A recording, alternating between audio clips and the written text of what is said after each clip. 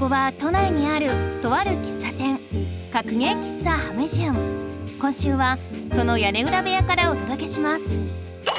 はい、さあ始まりました格ゲー喫茶ハメジュン。今週も屋根裏部屋からお送りしていきます。はい、いやでもこの屋根裏部屋も慣れてきたら結構居心地いいですね。確かに私も秘密基地みたいでなんだか好きです。いや秘密基地にしたらでかくないなんか。さあ今日は誰が来るのかな。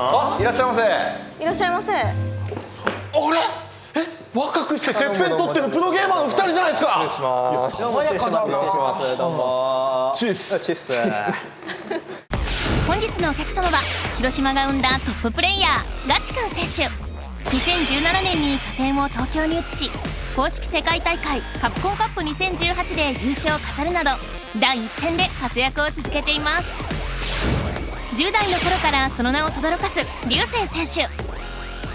エボ2017のブレイブルーセントラルフィクション部門で優勝。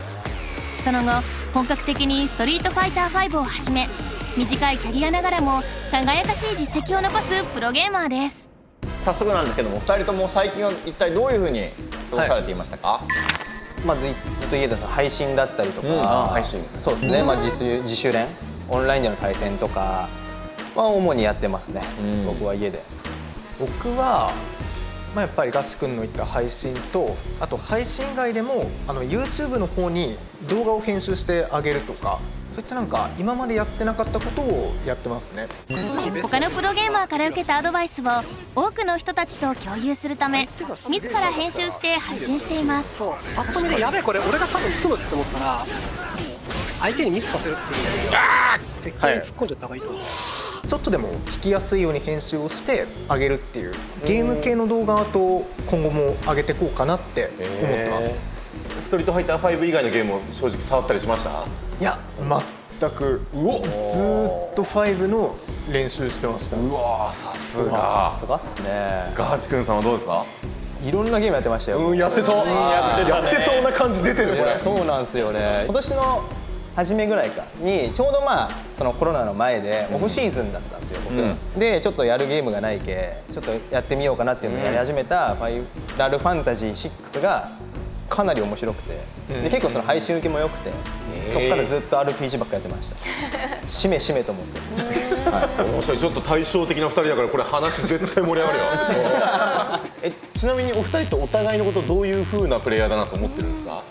すごい真面目で死ぬほど負けず嫌いな人。いや本当に負けず嫌いなんですけど、今格ゲーの第一線で、特にストリートファイターの話になるんですけど、活躍してる人ってベテラン層じゃないですか。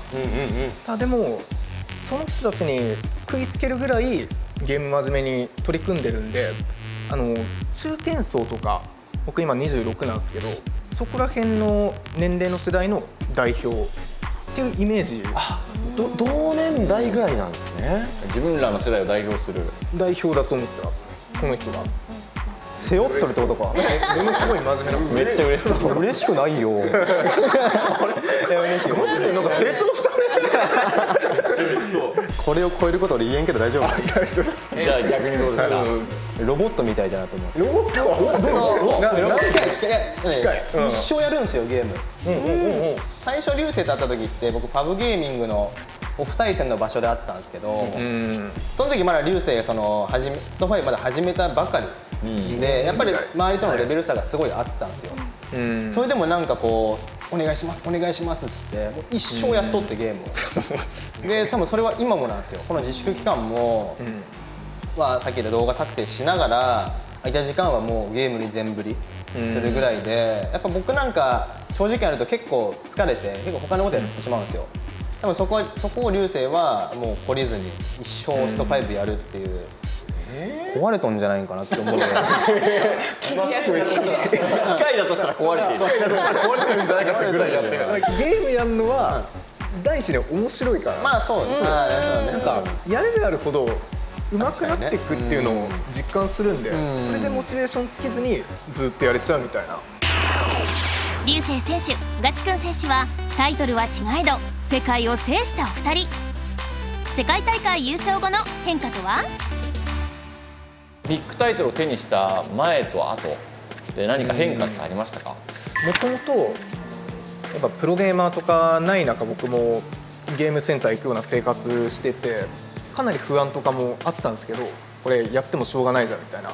でもエボ買ってそれが実績として自分について、会社の方からスポンサードしてもらうことによって今までとやっぱ生活がガラッと変わりましたし、ゲームやっていいんだなって思いながら生活できるのが一番幸せだなって感じますね。なるほど。でもブレイブルーをからストリートファイター5にガラッと変えてきたっていうのは、国内の大会も結構勝ったし、で最後の最後でエボも勝ったから、じゃあもっといろんな人とゲームやりたいって思って、でシーン的に一番レベルの高いスト5の人たちと遊んでみたいなって思ったのがきっかけで5に移行しましたね。移行してみてどうです？強いこんなに真剣にやってるんだっていうのを思わされましたね。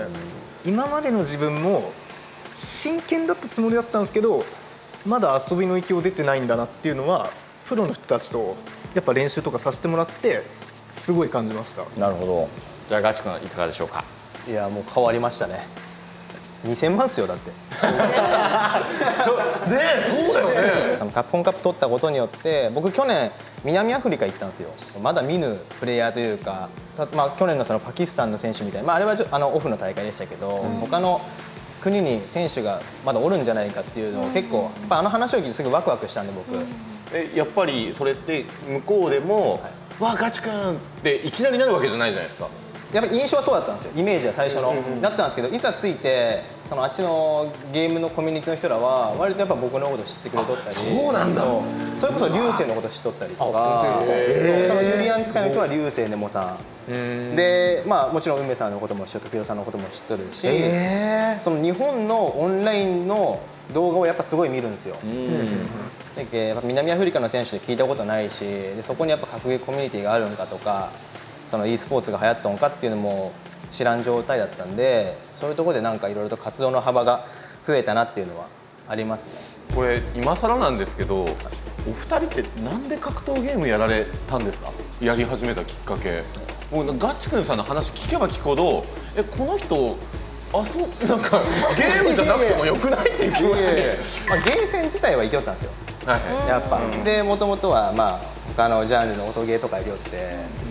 で結構飽きてきたんですよ。それが飽きてきた頃にスト4が出てきて、で、対戦ゲームやったことないんでやってみようかなって思ったのが格ゲーのそうですね。何年前ですか？もう14、15年前ですよね。そんな経つっけな。いやそんな経たんわ。10年前ぐらいか。確認のしようがちょっと面白い。流星さんはだってもともとは今ストリートファイター5でプロとして活動してるけど、ブレイブルーっていう別のゲームやってるわけですから。のめり込むようになったのは立川にブレイブルーの聖地みたいなすごい強い人が集まるような場所があって、動画とかも上がってたんですよ。それでそこの動画よく見てて、自分もここ行って対戦してみたいなって思って行ったのがきっかけで、そこからゲーセンのコミュニティとかがすごい好きになってっていうのがきっかけじゃないですかね。ネット対戦から対人戦始めて、そこからゲームセンター行ったっていう流れでしたね。最初はネット対戦だった。最初ネット対戦。今シーズンはエボリューションがオンラインに開催に変更されたりですとか、カプコンプロツアーの形式も大幅に変更になるということが最近報じられましたよね。新型コロナウイルスの影響により、今年はオンライン大会となるカプコンプロツアーオンライン2020。18の地域でオンライントーナメントを行い、各予選優勝者とカプコンカップ前年度優勝者、人気投票で選ばれた1名、合計20名によりカプコンカップ2020チャンピオンの座を争います。競技シーンのメインがオンラインになっていくというところについてどういうふうに考えていますでしょうか？やっぱネット対戦って絶対ラグと付き合わないといけないって思ってるんですけど、遅延がありますよね。そこがオフとの違いで一番不安かなって思ってますね。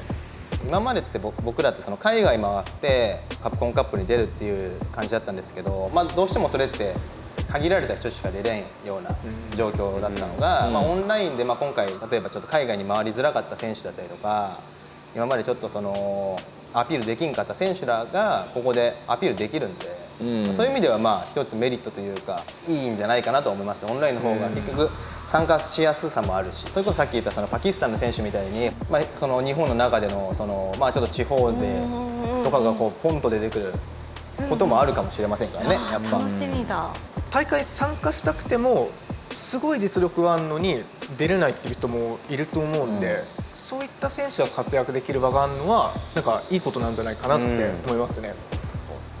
そのオンラインでの特別な対策みたいなのって僕は特にないです。オンでもオフでもそんなに変わんないようにやりたいなって思ってますね。家でやることが多分増えると思うんですよ。だけどまあ普段の大会ってまあ会場に行ってそのすごいお客さんに見られての緊張感の中でやって結構その時にしか出せんようなパフォーマンスがあったりするんですよ。なんかそのアドレナリンが出るとか会場におるってそうそれがやっぱ家なんで普段そのやっとる練習環境のまま大会に挑めるんで、まあ、リラックスしながらはできるんかなとは思いますけど、まあ、リラックスしすぎるとちょっと良くないんでそうか。そう、まあ、そこはちょっと家での緊張感を持ちながらちょっと練習の仕方は変えようかなと思ってます。いやーなんかゲームの話聞くとそろそろゲームしたくなってきたねこれ。いやーせっかくお二人が来てるんだからぜひ一勝負お願いしたいんですけどよろしいでしょうか。よろしくお願いします。お願いします。ということで屋根裏エキシビションマッチ、まずは歌広場潤 VS 流星選手の試合を見ていきましょう。今までいろんなプロゲーマーの方と対戦してきてるんですけど、流星さん初めてなんですよね実は。これはめちゃくちゃ荒らしてやろうと思ってます。はい、じゃあ流星選手にも聞いていきましょう。対戦してるのよく見たんですよ。配信とかもやってるし、でそういう時にただのゲーム好きの兄ちゃんじゃなくて本当にこれ強い人だなと思ってたんで、気を抜かずにやろうと思います。はい、よろしくお願いします。歌広場さんももう対策される側になってきましたね。もうね。そう実力云々よりも動画とか出回るとこうなるっていうね。そうなんですよ。まずは歌広場潤 VS 流星選手の対戦です。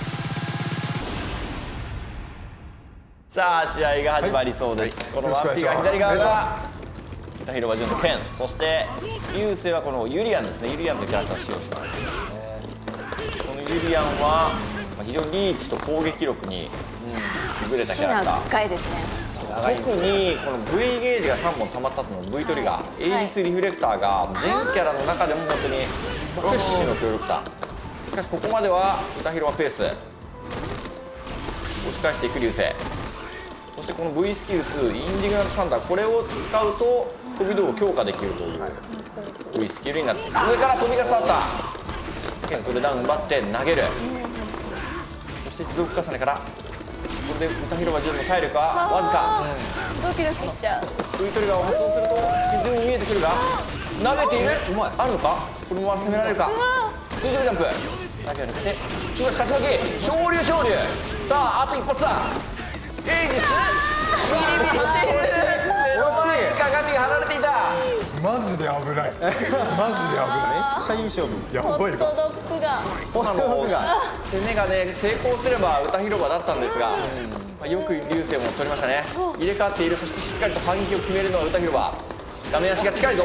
ユリアンは背が高いので今のようにジャンプ重ねた時に投げの空振りにジャンプ攻撃を当てやすいんですよね。それをうまく狙いましたが、しかしカウンターを確認してしっかりと連続でつないでいくのは流星。立っとる。すごい。いや反撃できなかった。平さんだ。上からジャンプ剣のジャンプマッチ非常に強力です。バックステップクチェヒトエイジスが発動。ここは V リバーサルでうまく逃げています。上から攻め込んでくる。位置が入れ替わった。2枚目のエイジスリフレクターがあるかどうか。マージャンプでうまく入れ替わるがバックステップこれはゲージを一発から2分残った。どうなる。スリーブジャンプスカード細かく刻んだ勝者流星。昇竜出ないのよ。めちゃくちゃいい勝負でした。いや今のやばいっすね。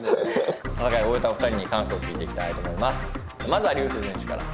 密着の攻めとか守りが噛み合ったけど全然負ける試合だなって流れでしたね。はい。じゃあ潤君どうでしたか。ドラゴンボールって知ってます？7つ集めると願いが叶うらしいんですよ。2分前に戻せないですかね。そこで使うんですか。悔しい。もったいない。でもまあ男の行き先だからなんだ昇竜出したかった。悔しい。ありがとうございました。はい、ありがとうございました。続いては歌広場潤 VS ガチ君選手の対戦です。意気込みを聞いていきましょ私歌広場潤には夢があります。う。はい。ガチ君選手と戦って、勝って、ガチ君選手がいつも持ってるレッドブルを勝手に飲む。これがやりたい。うわースクハイザーってやりたいんで勝ちます。もうくだらんこと言ってますね何を言っとんすか。まあでも歌広さんと僕やるのこの間ラジオエクスポっていうイベントでやったんですけど、その時かなりいい勝負で、まあ、勝ったんですけどかなり接戦だったんで、ちょっとそこからどう変化しとんかっていうのを確認したいと思います。そこで続いて歌広場潤 VS ガチ君選手、勝利のレッドブルを飲むのは果たして。しっかりとガチ君コスチュームで登場です。はいこちらはガチ君が大人気ですよ。カプコンプロツアーで優勝するとユニフォーム作れちゃうっていうそうなんね。です。しかも誰もが使っていると。大人気ですはい。いやそれしか言ってない。大人気大人気しか言わないんだよ。さあ行くぞさあ。始まりました。このラシードというキャラクターは一発一発のダメージはそこまで大きくないんですけども、とにかくその飛び道具を使った連続的な視点が非常に強力なキャラクターなんです。おっとここからしっかりと入れ替えて画面端を追い詰めてきているガチ君の非常に見事なプレーが出ましたね。竜巻高まっているのか高まっているのか、歌広場潤のミスが2回臨んでしまいましたが、ここで中間地から発動。ここまでのミスを遠くするような動きだが、いやうまく入れ替えてガチ君の投げ、これはしゃがみ強パンチ、もうこれ何も起きないんじゃない見ていましたね。ガチ君にはもうゲージが3本。バーッとフラッシュカウンターからしっかりと昇竜拳つないでいく。ガチ君もカウンター。さあ画面下だ、チャンスです。ガチ君のスタンゲージを止まっている、あと一発というところまで来た。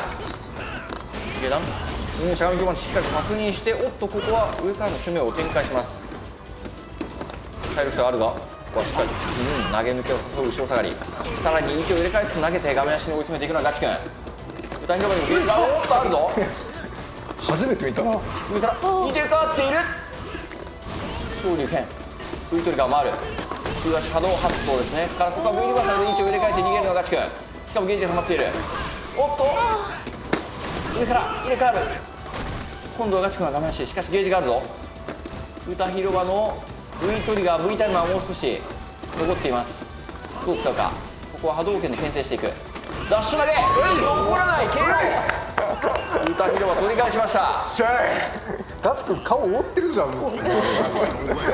さあファイナルラウンド、どちらが勝つのか。歌広場ガチ君のレッドブルを飲み干すことができるか。ガチ君はゲージがあるとカウンターヒットから画面足に追い詰めていきます。さらにこの画面足の攻めがラシードの真骨頂とかジャンプで逃げている。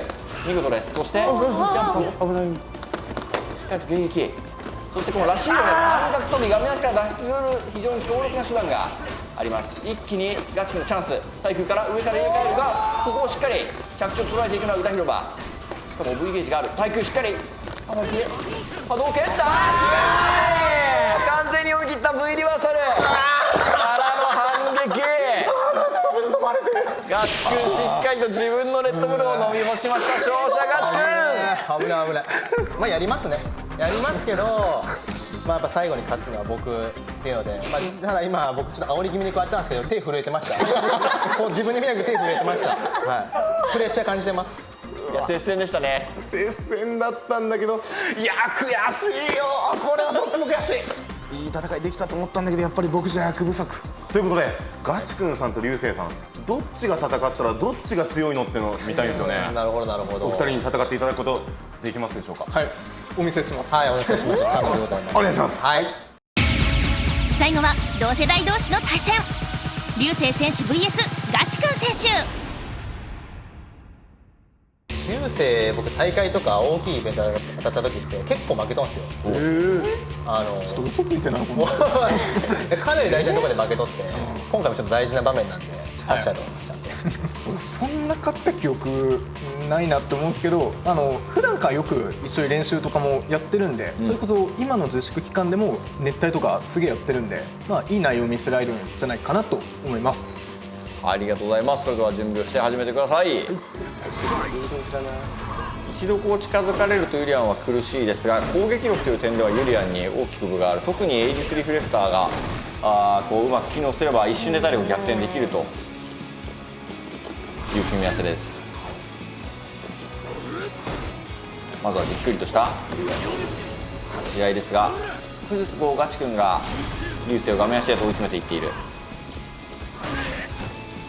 ユリアンはやはり背が高いので対空技がちょっと難しいんですが、流星が非常に対空うまくてですね、ラシード非常にジャンプ力が強いラシードといえどもジャンプはなかなかしづらい。ここは後ろ投げ、位置が入れ替わりました。ただ体力差はかなりついている。流星が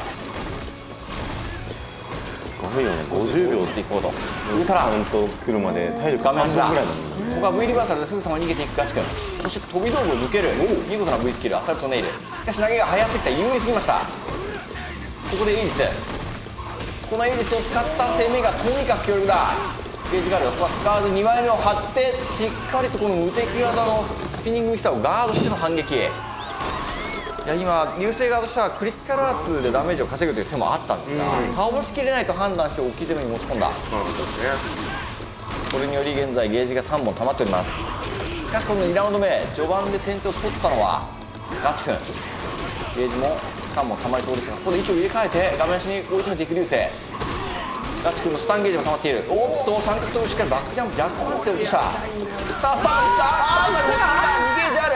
2ゲージあればこのユリアンのインディグラントサンダーコンボ、おっと残ったぞ。我慢できんかった。見事勝利を果たしたのは流星です。お見事。ありがとうございます。こういうのもね忘れるんですよ彼は。俺負けたのにこういうの忘れるんだろ。いや俺もガチ君に海外行って負けてますから多分ガチ君だからものすごい真面目にやってくれるんだなって思って信用したプレーでやったんですけど、やっぱそれがうまく噛み合ったなと思いました。僕も信用したつもりだったんですけどね、結構裏切られましたよね。そうだね、2回最後に裏切られてるからね。どっちのラウンドも一先なんですもん悔しいですね。もう一回やりたいですねこれね。ありがとうございました。ありがとうございました。いい試合だった。そろそろ閉店の時間となります。お二人に今日の感想を聞いていきましょもっとね喋りたいこといっぱいあったんですけど、まあでもすごい有意義な時間を過ごしたなっていう、前々から出たいなって僕思っとったんですよ。嬉しい。ありがたい。ようやくその夢が叶ったんでね、嬉しいです。ありがとうございます。なんか出る前は初めて喋る人が多いから結構不安な面があったんですけど、いざ来てみるとすごい喋りやすい雰囲気を作ってくれてたのかなって思ったんで、すごい楽しい時間過ごせたなと思ってます。また今度遊びに来たいと思うんで、その時はぜひよろしくお願いします。ありがとうございました。ということで、今宵の各駅スハメ順お客様はガチ君選手、そして流星選手でした。またのご来店をお待ちしております。ありがとうございました。来週はトバンガリーグクロス鉄拳セブンで大活躍したゲイ選手、青選手がご来店。お楽しみに。